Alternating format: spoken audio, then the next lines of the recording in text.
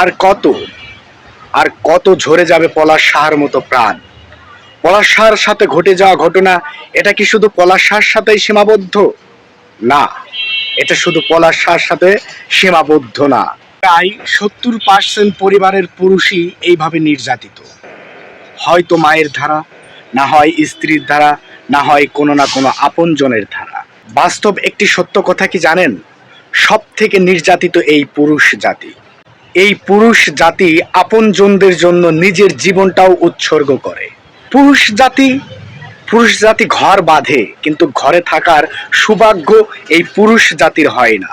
কর্মের জন্য, জীবিকার তাগিদে, সন্তানের মুখের দিকে তাকিয়ে, স্ত্রীর মুখের দিকে তাকিয়ে, মা বাবার মুখের দিকে তাকিয়ে পুরুষ জাতি ওই ঘরে মাথা রাখতে পারে না। আর একটুতে একটু হলেই সব দোষ ওই পুরুষ জাতির। আজকে যদি সংসারে নিজেদের ভিতরে বন্ডিং ভালো থাকতো, তাহলে পলাশ সাহার কিন্তু অকাল মৃত্যু হতো না।